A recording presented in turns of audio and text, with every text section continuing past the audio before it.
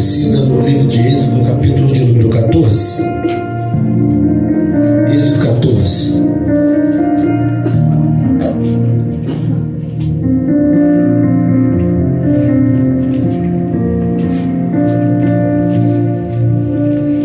Êxodo capítulo 14.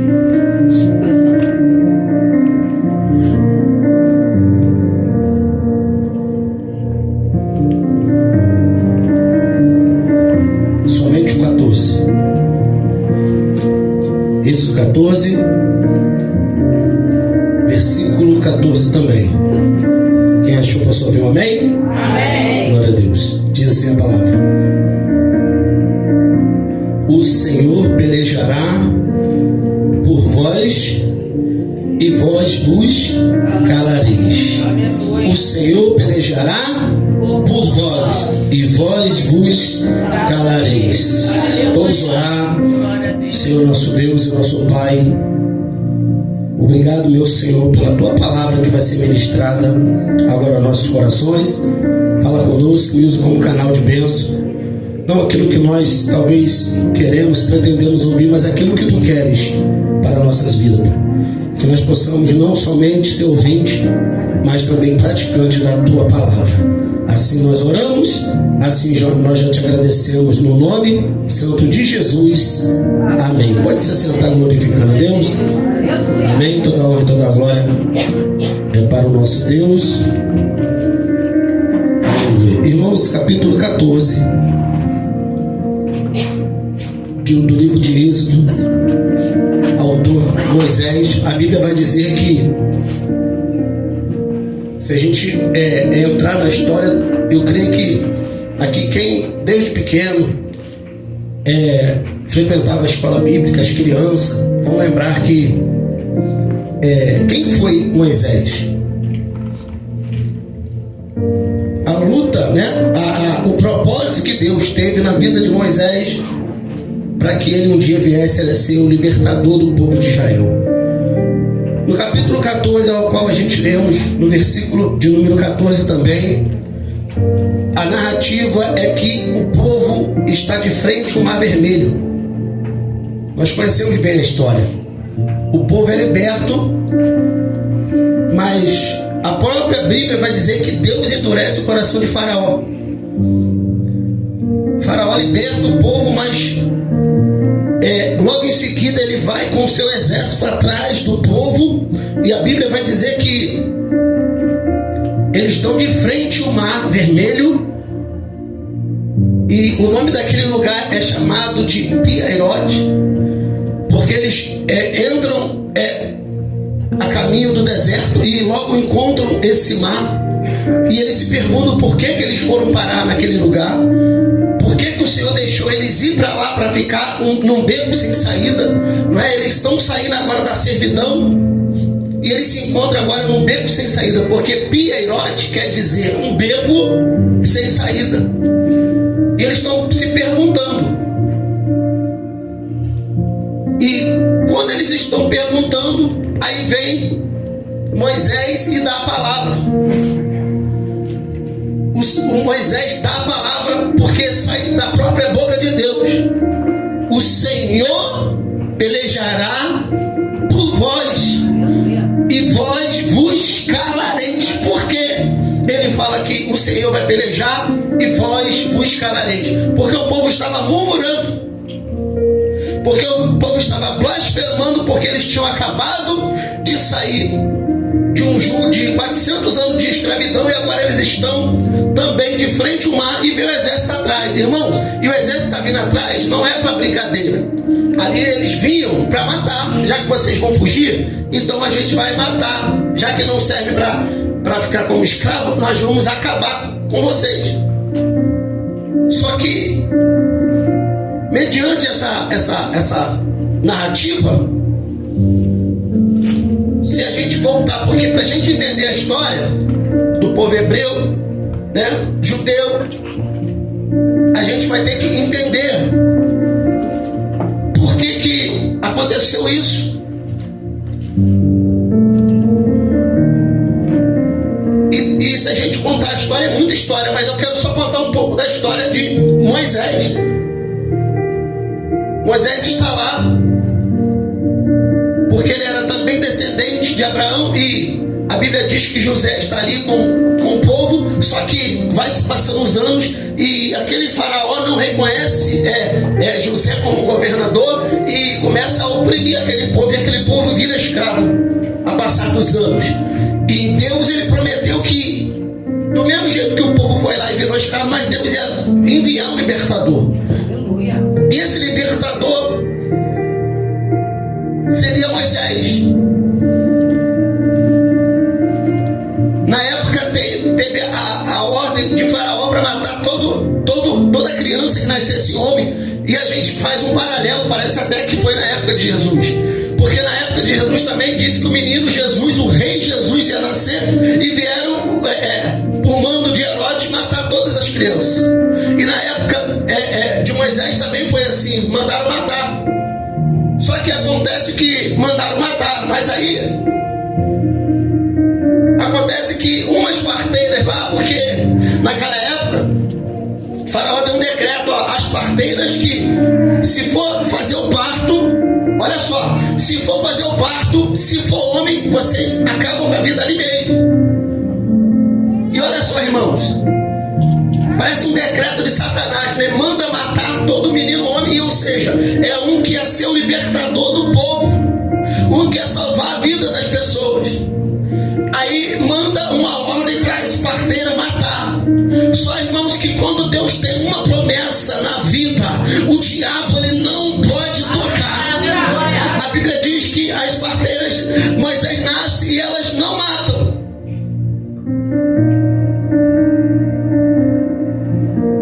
Por que elas não matam? Porque Deus não deixou. Só que vai passar um tempo e aquela criança que está dentro de casa vai começar a crescer e não vai poder esconder. Aí a mãe de Moisés, o que ela tem? A ideia de deixar ele na sorte de Deus. Ela bota ele num cesto de junco, de palha, de graveto, e faz um cesto e bota aquela criança e solta no rio. E olha só, irmãos, parece que é um acaso, não é verdade? Parece que é um acaso, porque às vezes acontece alguma coisa na nossa vida e diz, rapaz, foi um acaso, foi por acaso, foi sorte. Não é assim que a gente fala? Por um acaso eu vi uma pessoa, por um acaso eu estava nesse lugar. Não é assim que a gente fala? E por um acaso ela colocou, e tem alguém que estava naquele rio se banhando, nada mais, nada menos do que a princesa, a filha de Faraó. E a Bíblia diz que na hora que ela está se banhando, uma das suas servas vê e pega aquela criança e leva para ela, e ela decide cuidar daquela criança. Olha só, irmãos, parece que foi um acaso, né? Moisés vai parar, sabe aonde? De perseguido, de ser morto, ele vai parar dentro de um palácio para ser cuidado pelo rei. Tá entendendo, irmãos? Enquanto o diabo está tentando colocar a mão na tua vida para matar, Deus pode te colocar, Deus te coloca dentro de um palácio e cuida de você. Irmãos, parece até a história, aquelas histórias que a gente conta de final feliz, né? Mas é bíblico. A história vai contar que Moisés, ele é recolhido pelaquela filha de Faraó, é criado dentro do palácio como filho da filha de Faraó. O que é o filho da filha de Faraó? Neto do rei. Então Moisés era príncipe, irmãos. Olha só, Deus tira ele da morte, Deus joga ele no rio, aí parece assim, não foi sorte, não, é Deus que colocou ele dentro do palácio. Irmãos, Deus vai nos colocar em cada lugar que nós nem imaginamos. Mas sabe por que isso, irmãos? Sabe por que Deus faz essas coisas? Sabe por que Deus faz algo tremendo na minha e na tua vida?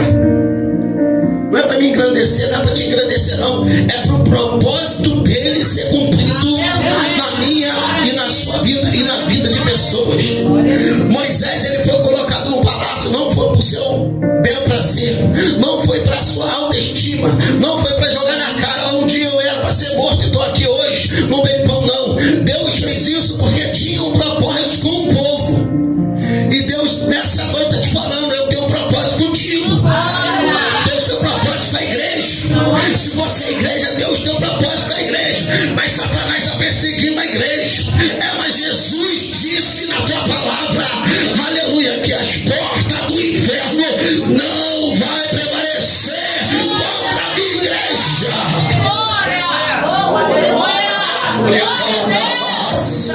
As portas do inferno não vão prevalecer.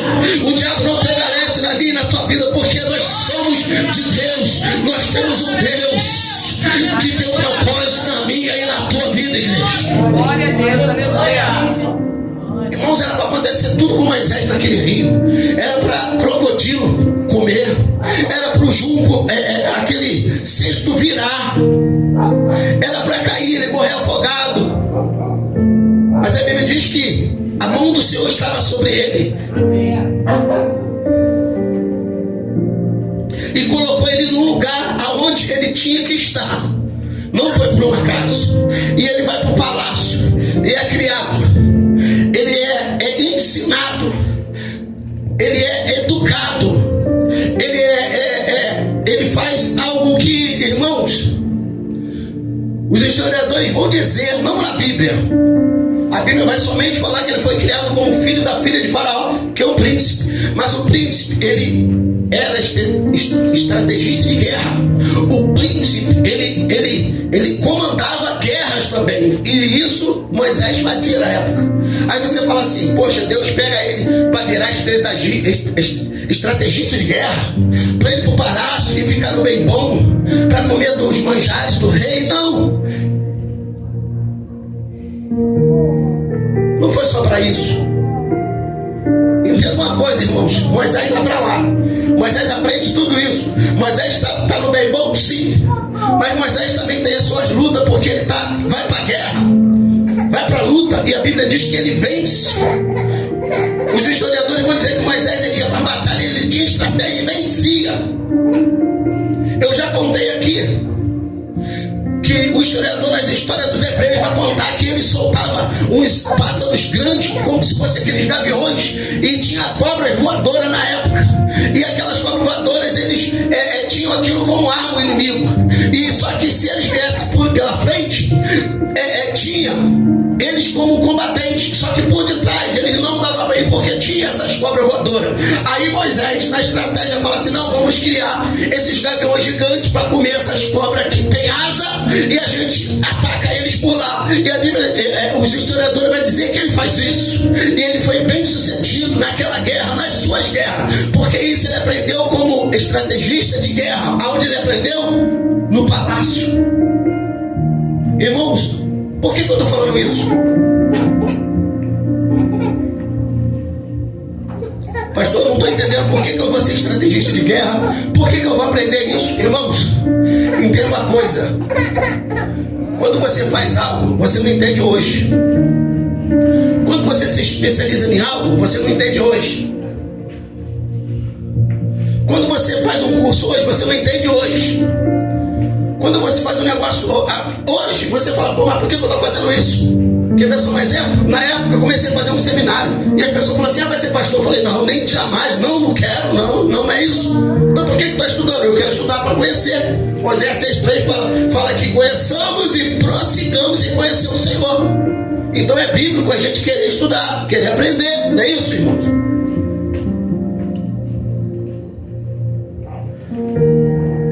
Aí eu falei, para que depois assim, tinha hora que eu pensava, para que eu estou aprendendo? Para que eu estou estudando no seminário? Para que eu estou fazendo isso? Você sabia, irmãos, que as nossas maiores guerras são as espirituais? Você sabia disso? A nossa maior guerra são as espirituais. Aí você vai entender agora. Quando você aprende,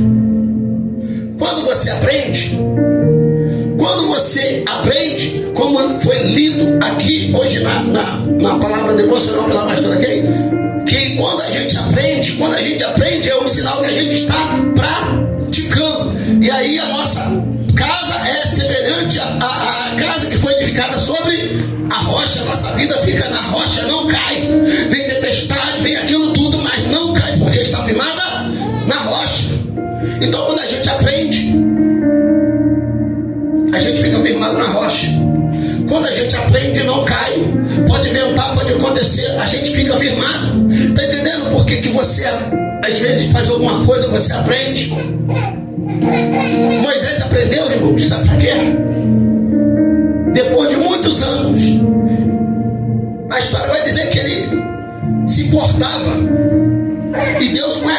e o teu coração, sabia? O homem não conhece, o ser humano não conhece, mas Deus conhece. Moisés, mesmo no palácio, dentro do palácio, ele se preocupava com as pessoas lá fora. Ele sabia da sua origem, que ele era de um povo judeu, hebreu, e ele sabia. E sabe o que ele fazia? Ele se importava com as pessoas. Ele não estava contente com as pessoas sendo escravizadas, chicoteado, maltratado. Tanto é que a Bíblia vai dizer que ele se importa com um dos seus e mata o egípcio. Por mais que ele parecesse ser um egípcio, ele não era. E ele mata o egípcio em terra. E a Bíblia diz que ele foge. Aí a gente mais uma vez fala assim, foi o acaso da vida. Não, Deus estava no controle de tudo.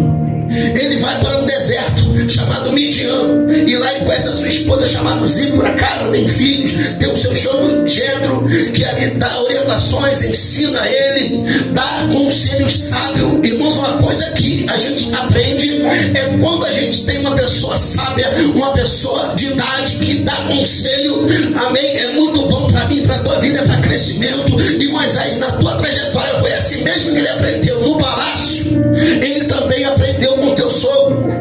Aí no deserto ele vai aprender a pastorear. Aí você não entende, peraí, um cara que lida com guerra, o que ele vai fazer com a guerra no pasto? O que ele vai fazer com a guerra no pasto, lá no deserto? Por enquanto ainda nada. Mas quando Deus tem um propósito, irmãos, uma hora aquilo você vai usar. Aleluia. Uma hora você vai precisar daquilo que Deus te capacitou lá atrás, daquilo que você se capacitou lá atrás. A Bíblia diz que Moisés está lá pastoreando ovelha no Monte Sinai. A primeira vez Deus aparece para ele. Ele tira a sandália porque o lugar que ele está é santo. Deus faz alguns prodígios com ele para mostrar que ele é Deus. Ele fala que não pode ir porque ele não sabe falar direito. Deus fala assim, eu vou enviar o teu irmão Moisés para falar por ti. Ele vai ser a minha boca. Irmãos, não tem desculpa para fazer aquilo que Deus manda. Porque ele fala assim, não, tu não tem problema não, eu vou mandar alguém na tua frente que ele vai falar por mim. Ah, pastor, eu não sei. Irmãos, é só abrir a boca que Deus vai mandar o Espírito Santo falar por você. Ah, eu não sei falar, não sabe, irmãos? Faz igual Isaías. Ele fala que é um homem de lábios impuros. Aí o anjo toca na brasa e coloca no anjo. Aquilo que era impuro eu torno puro. Eu purifico aquilo que é impuro.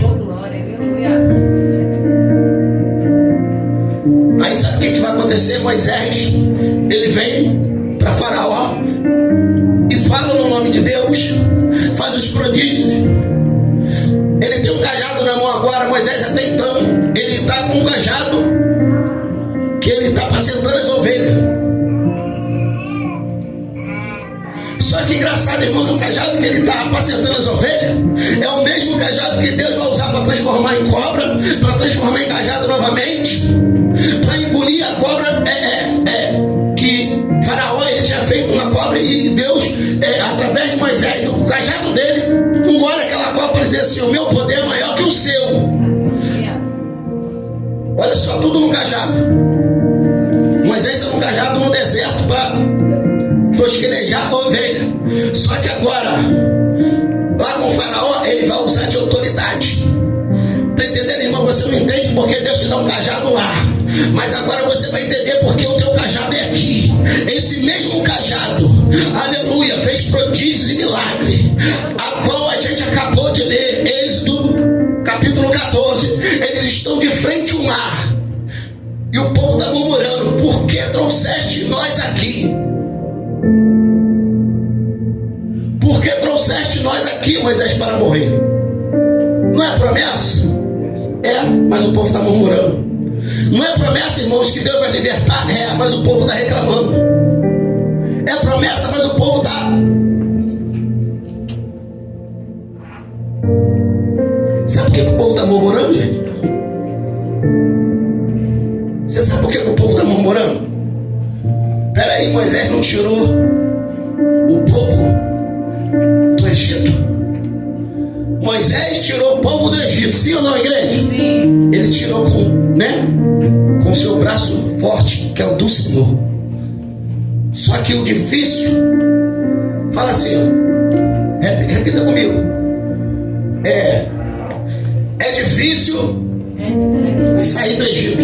Sair do Egito. Mais difícil ainda Mais difícil ainda é tirar o Egito de nós. tirar o Egito de nós. Você não entendeu? Eu vou te explicar. Sair do Egito, irmãos, Moisés fez. Tirar o povo é fácil. É fácil entre aspas, porque Deus estava na frente. É difícil. Só que mais difícil, entenda bem, irmãos, é isso que eu estou falando. A luta espiritual muitas das vezes é mais difícil. Porque a luta espiritual, a pessoa vê coisa onde não tem.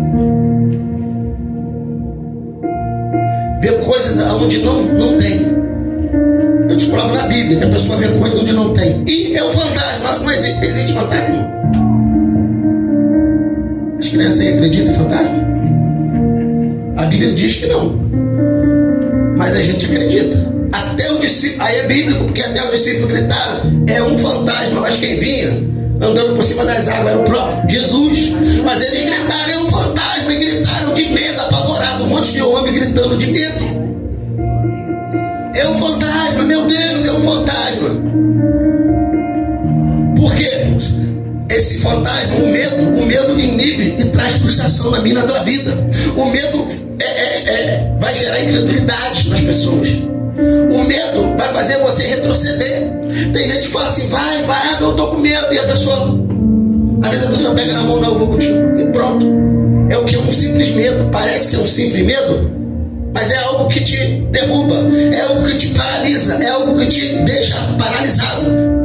Irmãos, e no mundo espiritual,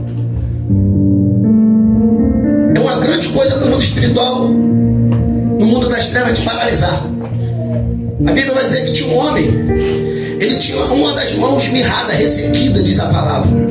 E ele estava lá no cantinho dele, ou seja, ele estava parado, ele não queria se movimentar. Mas aí Jesus fez, ei você, vem aqui pro meio, se movimenta, para de ficar com medo, vem pra cá. A Bíblia diz que ele vem pro meio e a mão dele fica sã, fica curada. Glória a Deus, aleluia. O medo, os discípulos falaram assim, não, a gente vai para Betânia. Por que vão para Betânia? Não, porque nós vamos lá despertar Lázaro, que ele não está morto, mas apenas dorme. Mas a gente sabia, ele sabia que Lázaro estava morto. Só que os discípulos estavam com medo de ir para lá porque eles receberam uma ameaça de morte.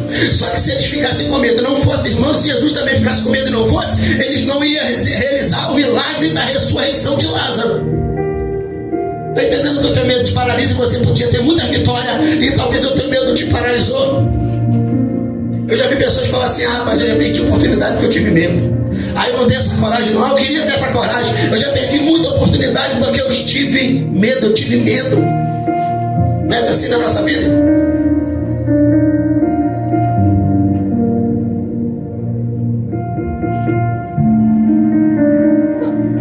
Sabe por que o povo ficou murmurando? Porque eles saíram do Egito, mas o Egito não saiu deles. O que é isso, irmão? A gente sai do mundo, mas o mundo não sai de nós. Está entendendo, igreja? Eu saí do mundo, você sai do mundo, mas o mundo não sai, continua. Como assim não sai? Fica com o mesmo hábito. Irmãos, olha só. Um cristão, eu não estou falando que faz, eu estou falando que era para fazer. Um cristão era para murmurar da vida. Murmurar, irmão, é diferente de você lamentar do que você falar com Deus. É diferente de você perguntar, Senhor, por que está acontecendo isso? É diferente. Murmurar é como eles estavam fazendo. Por que, Senhor, tu trouxeste aqui? Não tinha sepulcro em Israel? No Egito, não tinha sepulcro no Egito para a gente morrer. Trouxeste a gente para morrer aqui nesse deserto.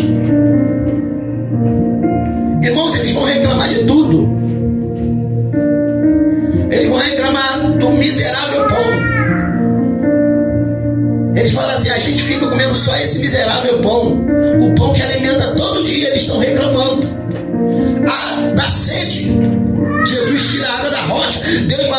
água da rocha, mas eles reclamam. Passa por um dia, não tem água, eles reclamam. Então, irmãos, ao invés de murmurar, clame ao Senhor, é diferente. O povo murmurou, mas Moisés não murmurou. A Bíblia diz que Moisés clamou.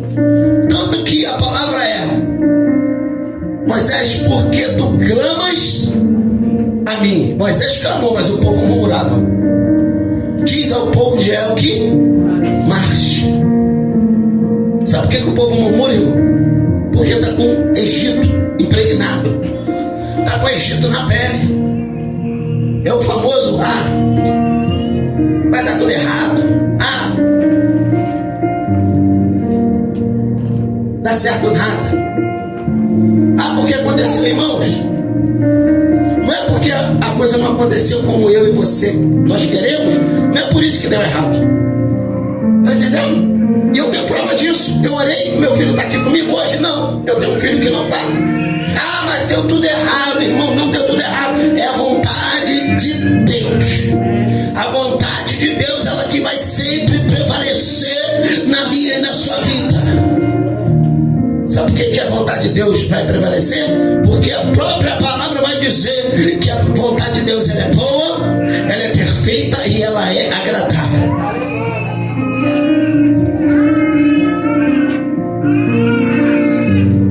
O povo murmura, o povo clama, está lamentando, está reclamando, está murmurando. Aí agora tem a palavra.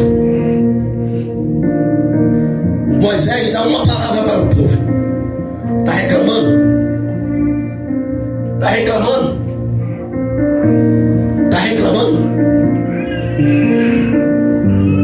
Está murmurando? Que não é o nosso papel. O nosso papel é o contrário, clamar. Fala para o seu irmão: não reclame, mas clame, é diferente. Não murmure, clame. Aleluia. Clame, ore ao Senhor. Glória a Deus. A Bíblia vai dizer que Moisés dá uma palavra do Senhor para aquele povo que está murmurando.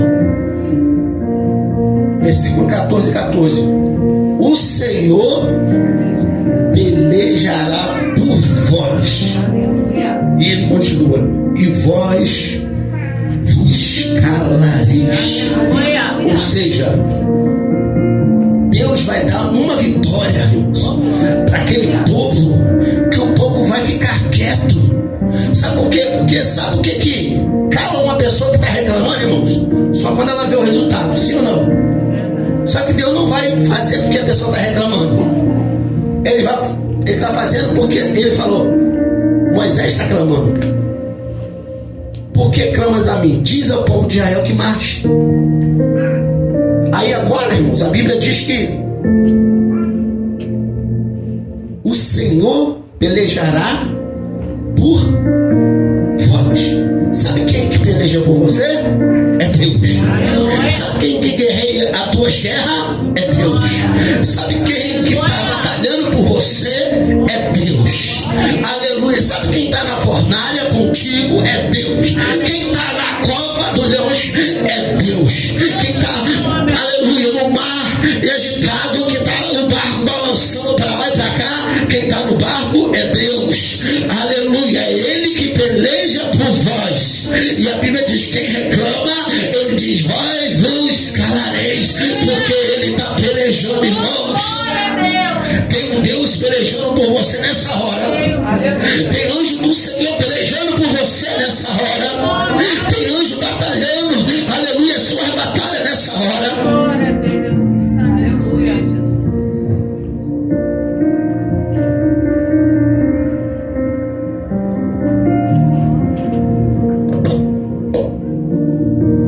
Segundo Crônicas, capítulo 20, versículo 17. Olha a palavra: nessa peleja não tem que pelejar. Nessa peleja não tem que pelejar. Primeira parte. Que peleja? Que peleja? Tem peleja que não é sua. Não adianta você querer lutar com o braço forte. Não adianta você querer falar mais alto. Eu vou gritar mais alto. Não, irmão. Tem peleja que é de Deus. Josafá aqui, irmãos, tem um exército. O rei Josafá tem um exército. Só que ele já orou. Olha só, irmãos, entenda uma coisa. A peleja de Josafá é orar, ele já está orando.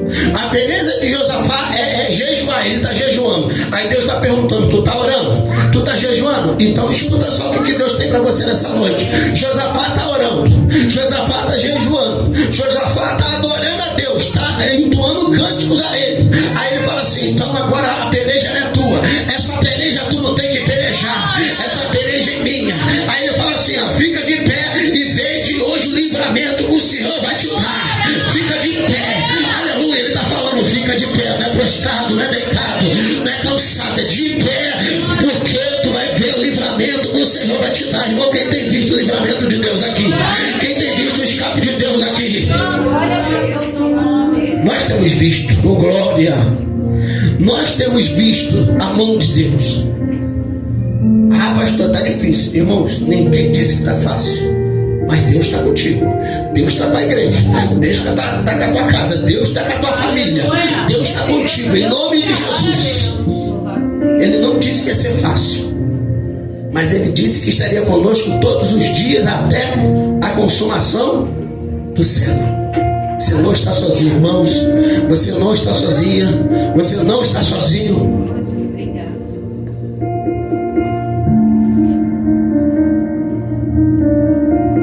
E ele diz uma palavra, irmãos, mediante as pessoas que estão murmurando, mediante o problema que está de frente a eles. Ele fala assim, ó, fala para o povo de Israel olhar para trás. Olha, a palavra olhar para trás não está escrito, mas para eles olharem para o povo que estava perseguindo, automaticamente tinha que virar o pescoço, porque o povo não está na frente. O Israel está lá e o exército de Faraó ele está atrás. Então, para eles olharem, para ver quem está perseguindo, eles têm que fazer isso, irmãos, ó, olhar para trás. Só que a gente vê Deus falando, não olhe para trás, deixa as coisas para trás, não é isso? Deixa as coisas para trás, eis que as coisas velhas se passaram, eis que tudo se fez novo. Só que a Bíblia vai dizer que Moisés, ele recebe a ordem do Senhor, fala para o povo, que esse povo que ele está vendo, qual povo, irmãos? É o exército de Faraó. Fala com ele para olhar, porque eles não vão ver mais. Sabe o que é isso? Olha para o teu problema, não vai ver mais. Pastor, isso quer dizer que não vai ter mais problema, não, irmãos? Você não quer ter mais problema? Eu acho que ninguém aqui não quer ter mais problema. Sabe por quê? Ninguém aqui que não quer ter mais problema. Porque se você falar, ah, pastor, eu não quero ter mais problema na minha vida, irmão, só morrendo. Só morrendo para não ter mais problema. Só que quando ele fala assim, tá vendo esse exército aí atrás? Nunca mais o vereis. Ele está vendo aquele problema. Talvez tenha problemas específicos que já te machucou muito. Talvez teve problemas específicos que já te maltratou muito. Talvez teve problemas específicos que quase te matou. Aí Deus está falando assim, tá vendo esse problema? Tu nunca mais vai ter na tua vida. Vai ter outro problema? Vai, porque problema, irmãos, basta a gente estar vivo. A própria Bíblia diz que cada dia, basta o seu próprio mal, basta cada dia. Não é isso? Cada dia vem o seu mal. E a Bíblia vai dizer que tem mais dia mal do que bom. Olha só. Porque o mundo jaz do maligno. Mas a Bíblia diz que em todas essas coisas nós somos mais do que vencedores. Jesus disse, eu venci. No mundo tereis aflições, mas eu venci. Se ele venceu, irmãos, que é mais que vencedor. A igreja é mais que vencedora. A tua casa é mais que vencedor. A Bíblia diz para ele olhar para aquele problema e falar, tu nunca mais vai ver esse problema na tua vida. Tu nunca mais vai ter esse problema na tua vida. Tu nunca mais. Esse problema não. Tá vendo esse problema? Tu nunca mais vai ver. A Bíblia diz que eles passam em seco e depois o mesmo cajado que toca na água é o mesmo cajado que toca na água de novo para fechar. O mesmo cajado que toca na água, a água abre, Deus fala assim, agora toca na água de novo, é o mesmo cajado. O que abre e o que fecha.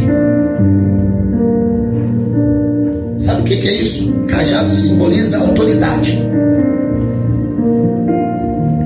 Só Deus tem poder para abrir e para fechar a porta. O mesmo Deus que abre é o mesmo Deus. Ah, porque o diabo fechou, irmãos? O diabo só pode fechar se a gente abrir brecha e se Deus permitir. Ah, toca na vida. Toca só até ali. Toca só até ali. Na vida de Jó, o diabo ele tocou, mas Deus permitiu até ali. Na vida não. Toca nos bens, toca na saúde, mas na vida dele não toca. Na vida não. Porque quem tem controle total sobre a minha e sobre a sua vida, irmão, ainda continua sendo Deus. Aleluia. Ele deu o controle. O mesmo cajado que abriu, que fechou, é a autoridade de Deus. E ele usa o que ele quer, o instrumento que ele quer, na hora que ele quer, quando ele quer. Ele pega um cajado, irmãos, que foi lá para tosquerejar ovelha, um cajado que ele se transforma em cobra no mesmo tempo, e ele é um cajado também que simboliza autoridade. Nesse trajeto todinho, Deus está falando assim, no teu trajeto, eu vou te dar um cajado. Moisés usou o cajado dele. No começo, não. Moisés nem tinha cajado. É porque Moisés só lidava com guerra. Moisés só lidava com guerra. Sabe o que Deus vai dar para ele? Um cajado. Antes Deus dá as armas, Deus dá a espada, Deus dá escudo. Por que Deus dá a espada, dá escudo e também dá cajado? Primeiro, aí a gente vai entender lá atrás, irmãos, por que Deus deu tudo isso para Moisés e agora ele está usando? Não, mas vai usar. Quando ele está no deserto, vai vir guerra. E o povo não entende nada de guerra. O povo não entende nada de espada, mas Moisés vai liderar o povo para fazer espada, para fazer escudo, para fazer lança, para guerrear, a estratégia de guerra. Ele vai começar a ensinar os soldados. Ele vai começar a ensinar alguém, para alguém virar professor, e esse professor ensinar outros e virar um grande exército de Israel. Ele aprendeu aonde? No palácio. E o cajado? Para que serve agora? O cajado serve para autoridade. Porque, irmão, não há luta que você não vença na espada, não vença no escudo, mas que não tem que ter autoridade de Deus sobre a tua vida. Você pode ter tudo isso, irmãos, mas tem que ter autoridade de Deus. Rapaz, um cara ali, ele é assim, ele é muito bom no que faz, mas se falar assim, ó, mas ele não tem autoridade. Ela é assim, faz isso, mas não tem autoridade. Agora se falar assim, ó, aquele homem é bem sucedido no que faz, é assim, trabalha, é assim, e tem o cajado da autoridade. Ela faz isso, faz aquilo, é bem sucedido e tem o cajado da autoridade. Irmãos, nada te para, porque tu tem autoridade de Deus na tua vida. Moisés teve todo tipo de arma, todo tipo de ferramenta, um cajado, mas o cajado não simbolizou somente o guiar das ovelhas, mas simboliza autoridade na vida. É o que Deus quer te dar nessa noite, autoridade. E o Senhor está dizendo assim, ó, com essa autoridade você vai poder falar com todos. O Senhor é que peleja por vós. O Senhor que vai pelejar por vós. O Senhor é quem vai pelejar por vós. O Senhor é quem peleja por vós. Quem vai pelejar por você? Quem vai guerrear por você? É o Senhor que vai guerrear por vós. É o Senhor que peleja por vós. Essa guerra não é sua, mas é de Deus. Quem vai guerrear? Quem vai pelejar? Peleja significa guerra. Quem vai guerrear suas guerras é Deus, irmãos. Você pode falar assim, irmãos, eu estou cheio de luta. Não, a sua luta é de Deus. A sua luta é de Deus. Amém, igreja? A sua luta é do Senhor. O Senhor é quem peleja por vós. Receba essa palavra. Guarde essa palavra na tábua do seu coração. O Senhor pelejará por vós. O Senhor é quem peleja por vós, em nome de Jesus Cristo.